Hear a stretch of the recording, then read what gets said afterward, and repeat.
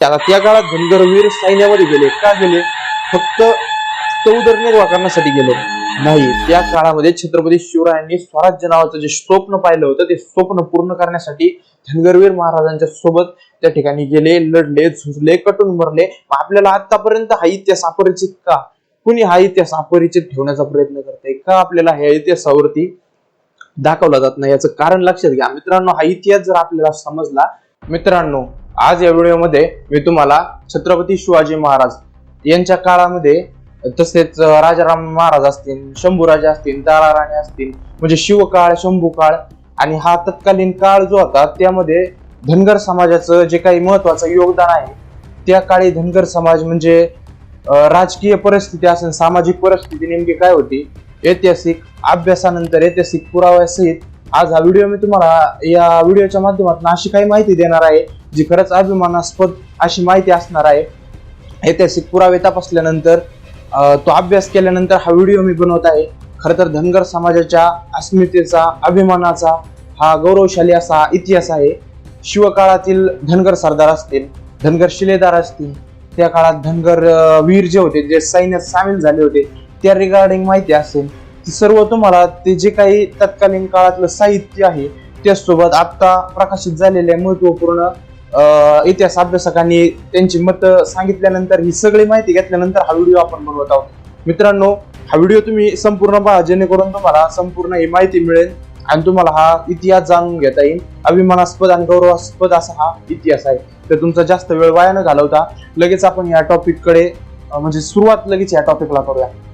मित्रांनो, खऱ्या अर्थाने धनगर समाजाचा इतिहास पाहता 100, 200, 300 वर्षापूर्वीचा धनगर समाजाचा इतिहास नाही, हजारो वर्षापूर्वीचा धनगर समाजाचा इतिहास आहे. आणि ही फक्त तुम्हाला गौरव वाटावा, अभिमान वाटावा त्यामुळे मी म्हणत नाही. जर्मनीचा जो काही गुंतर साहेबांनी आपल्या पुढे इतिहास मांडलेला आहे, त्यांनी खऱ्या अर्थाने धनगर समाजामध्ये जाऊन त्यांच्यामध्ये राहून तो अभ्यास करून खरं तर त्यांनी धनगर संस्कृतीचाच अभ्यास का केला, इतर संस्कृतीचा अभ्यास का नाही केला? भारतात येऊन जर्मन सारख्या देशात मिळून त्यांनी इथं आपल्या धनगर संस्कृतीचाच अभ्यास का केला?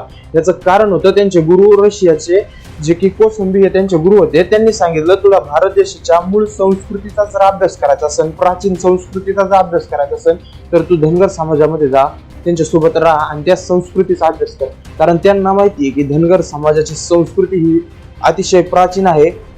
हा इतिहास धनगर समाजाचा आहे. तुम्हाला म्हणजे मी फक्त अभिमान वाटावा म्हणून ह्या गोष्टी सांगत नाही, याच्या मग हा ऐतिहासिक अभ्यास केल्यानंतर हा व्हिडिओ आपण बनवत असतो. तशाच पद्धतीने जर आपण आता हा काळ खूप जुना झाला, 40-50 हजार वर्षापूर्वी धनगर समाज पशुपालन करत होता. तत्कालीन काळात जर पाहिलं तर मनुष्याने शेती आणि पशुपालन हे जे काही व्यवसाय केले उदरनिर्वाहाकरिता. पशुपालन का केलं? जंगलात राहणारे जे काही लोक होते त्यांनी ते जे काही पशु होते त्यांना मांसाळविलं आणि त्यांच्यापासून म्हणजे लोकर, दूध, मांस, अंडी असे जे काही उदरनिर्वाहासाठी साधनं मिळतील त्याच्यासाठी मग त्यांनी पशुपालन हे व्यवसाय सुरू केले. त्याच्यामध्ये धनगर समाजाचा उल्लेख आपल्याला अतिशय प्राचीन काळापासून कितीही जुना अभ्यास जर आपण काढला तर धनगर समाजाचा इतिहास आपल्याला पाहायला मिळतो. शिवकाळामध्ये धनगर समाजाच्या वीरांचं योगदान आपण तुम्हाला या व्हिडिओमध्ये सांगणार होतो आणि ते सांगायला मी आता लगेच सुरुवात करतो. मित्रांनो, छत्रपती शिवरायांचा इतिहास हा महाराष्ट्राच्या मातीचा एक गौरवशाली असा इतिहास. ते शिवकाळ म्हणजे एक सुवर्ण पर्व आणि एक सुवर्ण पान इतिहासाच्या काळातला आहे. शिवकाळ, छत्रपती शिवराय यांचा विचार नेमका काय होता? राज्य, त्या राज्याला नाव काय दिलं? स्वराज्य, रयतेचं राज्य. इथं जन्माला आलेल्या प्रत्येकाने त्याला स्वतःचं म्हणावं असं राज्य. म्हणजे माझं राज्य आहे, मग मलाच लढावं लागेल, मलाच झुकावं लागेल. आणि म्हणून 18 पगड जाती महाराजांनी एकत्र केल्या, आलुतेदार बलुतेदार समाज एकत्र केला. कधीच अस्पृश्यता हा शब्द सुद्धा त्या काळात पाहायला मिळत नव्हता. शूद्र म्हणजे जे काही वर्ण वगैरे अशा भेदभाव त्या काळात नव्हते. म्हणून शिवकाळ हा सर्वश्रेष्ठ इतिहासाच्या काळातला काळ मानला जातो आणि त्याच्यामुळेच महाराज आपल्या सर्वांना वंदनीय आहेत. आणि ह्याच काळामध्ये खरं तर आपण म्हणतो की 12 बलुतेदार असतील, आलुतेदार असतील, 18 पगड जातींनी योगदान दिलं. मग त्यांची नावं कुठे गेली? त्यांचा इतिहास कुठे गेला? का आपल्याला हा इतिहास सांगितला जात नाही?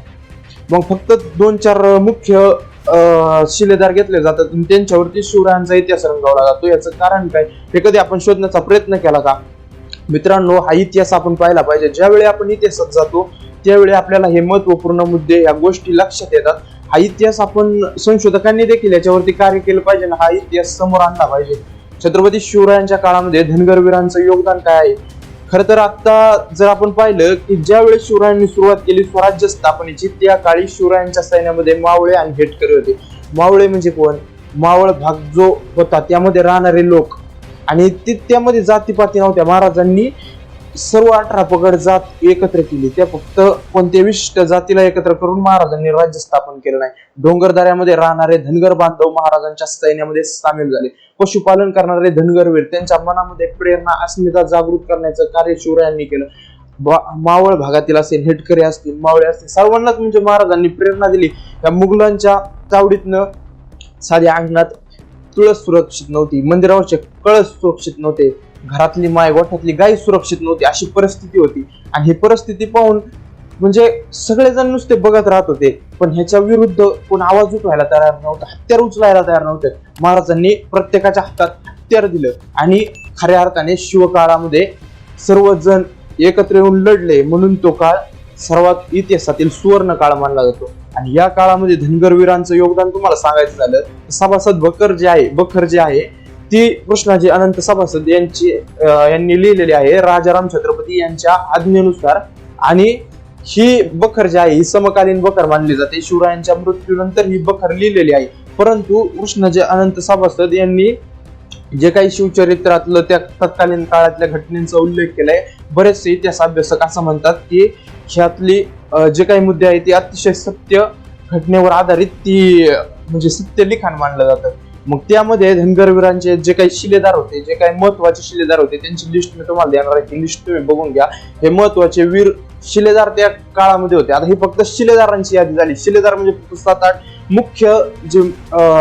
मुख्य नेतृत्व ज्यांच्याकडे होतं हे ते झाले. आणि सैनिकी पेशामधील धनगरवीर असतील त्यांचं काय, मग बाकी त्यांचा इतिहास काय आपल्याला आपण तो सुद्धा लक्षात घेतला पाहिजे. म्हणजे जे कोणी हेटकरी आपले धनगर बांधव होते त्यांच्या मुख्य लढाईला जाताना त्यांच्यासोबत भाला असायचा. 7 हात लांबीचं गोंगड ते खांद्यावरती घ्यायचे. आणि तो जो भाला होता, तुम्ही शेर शिवराज पिक्चर बघितला असेल, त्यामध्ये शिवरायांनी जो भाला त्यामध्ये वापरलाय तो भाला आपले धनगरवीर वापरायचे. आणि ह्याचा संदर्भ बऱ्यापैकी आपल्याला पाहायला मिळाला. मी मध्ये कम्युनिटी पोस्टच्या द्वारे सुद्धा टाकलेला होता. आता त्या काळामध्ये धनगरवीर शिवरायांच्या सैन्यामध्ये सामील झाले होते. महाराजांना स्वराज्य स्थापनेमध्ये धनगरवीरांचं खूप मोठं योगदान आहे. जिजामातेचे जे काही आपल्याला मार्लिका आपल्याला ते पाहायला मिळते, शंभूराजांची स्वराज्यजन्य जिजामाता, त्यामध्ये अमोल कोल्हे अभिनेते यांनी आणि त्या दिग्दर्शकांनी जे काही धनगरवीरांचं त्या ठिकाणी गौरव केलाय, खरं तर त्यांचा धन्यवाद व्यक्त करतो. खऱ्या अर्थाने धनगर समाजाच्या इतिहासाला न्याय देण्याचं काम त्यांनी केलेलं आहे. धनगर समाज हा अतिशय काटक, शूर आणि प्रामाणिक असा समाज आहे. आणि त्या समाजाने आम्हाला स्वराज्य स्थापनेमध्ये त्याचं खूप मोठं योगदान आहे, असं त्या मालिकेच्या माध्यमातून तो संदेश त्यांनी दिलेला आहे. खरंच त्यांचा अभिनंदन या ठिकाणावरून करतो, धन्यवाद व्यक्त करतो. आणि आता तुम्हाला पुढे राजाराम छत्रपतींचा असेल, तारा राणीचा काळ असेल, शिव छत्रपतींचा काळ वेगळा होता, तारा राणीचा काळ वेगळा होता, शंभू छत्रपतींचा, राजाराम राजेंचा हा जो काळ, ही प्रत्येक काळामध्ये वेगवेगळ्या घटना आहे, वेगवेगळी जी काही राजकीय घडामोडी घडल्या त्या सुद्धा वेगळ्या आहेत. शिवकाळामध्ये शिवरायांनी वतन पद्धती पूर्णपणे बंद केली होती, पण राजाराम छत्रपतींनी वतन पद्धत का चालू केली? कारण औरंगजेब हा दिल्लीवरून येऊन महाराष्ट्रात आला. महाराजांचं जे काही हिंदवी स्वराज्य आहे ते गिळंकृत करू पाहणारा हा औरंगजेब, आणि आपले ते जे काही वतनासाठी ज्यांच्या मनामध्ये लालच होतं, लोभ होतं, त्यांना वतन नावाचा जो भाकरीचा तुकडा आहे तो टाकल्यानंतर ते तिकडे वळले. राजाराम छत्रपतींना स्वराज्य वाचवायचं होतं. मग स्वराज्य कसं वाचवायचं? मग स्वराज्य वाचवण्यासाठी त्यांनी एक युक्ती काढली की तुम्हाला वतन मिळतील, पण ही वतन तुम्हाला मिळवावी लागतील शत्रू सोबत लढून झुंजून. जी तुम्ही लढून झुंजून वतन मिळवतात ती वतन त्यांनी मग त्या सरदारांना, शिलेदारांना त्यांनी देऊन टाकली. त्यांच्या कामगिरीवरती खुश होऊन मग त्यांना वतन दिलेले आहेत. तो काळ हा पूर्णपणे वेगळा काळ आहे. त्या काळामध्ये धनगरवीर असतील, मग नेमाजी राजे शिंदे असतील, त्यासोबत त्यांच्या सैन्यामध्ये अनेक धनगरवीर आहेत, त्यांची सुद्धा यादी मी तुम्हाला देतो. असे खूप म्हणजे हा काळ जो आहे धनगरवीरांनी म्हणजे खूप मोठं त्या ठिकाणी योगदान दिलंय. सभासद बकरीमधील हे 7-8-9 जे काही शिलेदार आहे यांनी मुख्य कामगिरी त्या ठिकाणी बजावलेली आहे. अनेक मोहिमेमध्ये त्यांनी नेतृत्व केलेलं आहे. आणि ज्यावेळी हिंदवी स्वराज्यावरती संकट आलं त्यावेळी आपले वीर जे आहे ते छाताडावरती शत्रूचे वार झेलून त्यांना खऱ्या अर्थाने माती चारण्याचं काम त्यांनी केलेलं आहे. पण ही गोष्ट आपण लक्षात घेतली पाहिजे, हा इतिहास आपण लक्षात घेतला पाहिजे. त्या काळातलं म्हणजे शिवरायांच्या काळातलं मी तुम्हाला सभासद बकरे वगैरे हे साधन सांगितलं. गणपतराव कोळेकर लिखित जे काही धनगरांची कुळ आणि गोत्र आहेत त्याच्यामध्ये त्यांनी अनेक धनगर सरदारांची लिस्ट दिलेली आहेत, नावे दिलेली आहेत, ज्याच्याद्वारे त्यांनी तारा राणींच्या काळात असेल, परत पानिपत युद्धामध्ये जे काही मुख्य सरदार होते धनगरांचे त्यांच्याविषयी सुद्धा ती लिस्ट त्यांनी दिलेली आहे. आणि ते स्वतः त्यांनी खूप अभ्यासल्यानंतर त्यांनी कोणत्या संदर्भ आहे त्यांनी भेट दिलेली वाचनालय असते त्याचा संदर्भ सुद्धा मी तुम्हाला देतो, ते सुद्धा तुम्ही तिथून पहा. तुम्हाला या व्हिडिओच्या माध्यमातून फक्त हीच माहिती द्यायची होती की धनगर समाजाचा इतिहास हा शिवकाळामध्ये नेमकं धनगर समाजाचं काय योगदान होतं, छत्रपती शिवरायांना साथ देण्यामध्ये, शिवरायांचं जे स्वराज्याचं स्वप्न होतं ते पूर्ण करण्यामध्ये धनगर बांधवांचं काय योगदान होतं हे आपल्याला समजावं. त्यामुळे हा व्हिडिओ मी इथून बनवलेला आहे. हा व्हिडिओ तुम्ही जास्त आपल्या मित्रपरिवारामध्ये शेअर करा, जेणेकरून प्रत्येक धनगर बांधवाला असेल प्रत्येक. आणि असं नाही की आपण फक्त धनगर समाजाच्या बांधवाच्या पराक्रमाविषयीच बोलू, जो कोणी बहुजन समाजाचा असेल कोणता देखील इतिहास आपल्या नजरेस पडेल, जो काही वाचनात येईल शिवकाळामधील असेल त्याच्यानंतरच्या काळामध्ये मुख्य कामगिरी जी आहे ती बहुजन समाजाची, धनगर समाजाची, कुणी असतो, आपल्याला इतिहास हा सगळ्यांचाच म्हणजे अभिमानाचा विषय आहे. आणि फक्त अभिमानाने गौरव वाटून काय होणार नाही, ह्याच्यातनं आपण काय शिकतोय हे महत्वाचं आहे. आपल्याला फक्त अभिमान म्हणजे ह्यांनी आपल्या पूर्वजांनी एवढं कार्य केलं, पण आपण काय करतोय मग, हा प्रश्न आपल्याला पडला पाहिजे ना. त्यांनी खऱ्या अर्थाने नाव उंचावलं, आपण आपल्यामुळं आपल्या समाजाचं काय कल्याण होऊ शकतं, आपल्यामुळं त्यांचं नेमकं आपला त्यांना गर्व वाटेन, अभिमान वाटेन असं कार्य आपण केलं पाहिजे. हा इतिहास तुम्हाला सांगण्याचं कारण फक्त एकच की हा इतिहास आपल्यापासून लपवला जातो. आतापर्यंत आपल्याला फक्त 4-2 मावळ्यांना असं नाही की त्यांचं कार्य नाही, त्यांचं कार्य वंदनीय आहे, त्यांचं कार्य गौरवशाली, इतिहासातलं म्हणजे खूप मोठं योगदान त्या शिलेदारांचं आहे. पण फक्त तेवढाच इतिहास अभ्यासून आपल्याला जमणार नाही, हा इतिहास सुद्धा आपण अभ्यासला पाहिजे. जे काही धनगर वीरांचं असेल, बहुजन समाजाच्या वीरांचं योगदान असेल ते सर्व योगदान आपण लक्षात घेतलं पाहिजे. 18 पगड जात एकत्र येऊन स्वराज्य स्थापना महाराजांनी केली, महाराजांच्या विचारसरणीचा विचार आपण केला पाहिजे. नुसतं जातीमध्ये दंडे बखेडे करून काय होणार नाही, खऱ्या अर्थाने हा विचार आपण महाराजांचा घेतला पाहिजे, तरच खऱ्या अर्थाने महाराजांच्या विचारातलं स्वराज्य हे आपण सुराज्य करू. ही गोष्ट आपण लक्षात घ्या मित्रांनो. हा इतिहास धनगर समाजाच्या अस्मितेचा इतिहास आहे.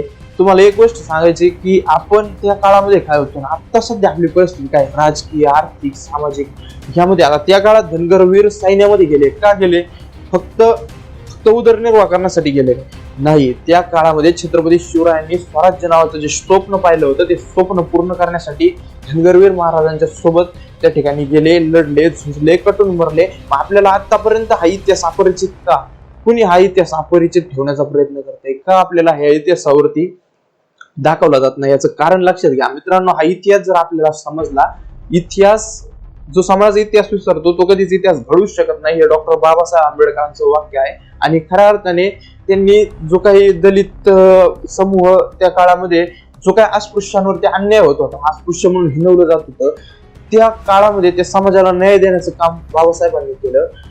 आणि त्या काळामध्ये प्रेरणा त्यांना कशा पद्धतीने दिली दलित बांधवांना, त्यांचा खऱ्या अर्थाने बाबासाहेबांनी काय इतिहास अभ्यासक कोण नव्हतं, त्यांनी खूप जुना इतिहास काढून त्यांना प्रेरणा दाखवली. मूळ या भूमीचे कोण तर आपण आहोत आणि आपल्यावर असा अन्याय अत्याचार होतो, अशा त्या गोष्टी बाबासाहेबांनी त्यांना सांगितल्या. हा इतिहास सुद्धा आपण समजून घेतला पाहिजे. आपली राजकीय, आर्थिक, सामाजिक स्थिती काय होती ना, आता आपली स्थिती काय. आता फक्त पशुपालन, मेषपालन एवढ्या पुरतच धनगर समाज मर्यादित राहून चालणार नाही. राजकारणात असेल, राजकारणात अतिशय म्हणजे त्याकडे कोण बघायलाच तयार होत नाही. पण खरी जी देशाची सूत्र हलतात ती तिथून हलतात. याच्यामध्ये मग थोड्या प्रमाणात आपण सहभाग घेतला पाहिजे, आपण सगळी माहिती घेतली पाहिजे. शिक्षण हे वाघिणीचं दूध आहे आणि ते जो वाघ असेल तोच त्याच्या लेकराला पावतात, ही गोष्ट सुद्धा लक्षात घेतली पाहिजे. आपल्या प्रत्येकाला शिक्षण द्या, त्याच्यातूनच खऱ्या अर्थाने विकास होऊ शकतो. तुम्हाला हा इतिहास कसा वाटला, ह्या गौरवशाली इतिहासाची जी काही यादी आहे, संदर्भ आहे, सगळं तुम्हाला मी देतो, ते तुम्ही पहा. यानंतर तुम्हाला हा इतिहास कसा वाटला नक्कीच कमेंट करून सांगा. आपल्या सर्व वीरांना जय शिवराय, जय मल्हार.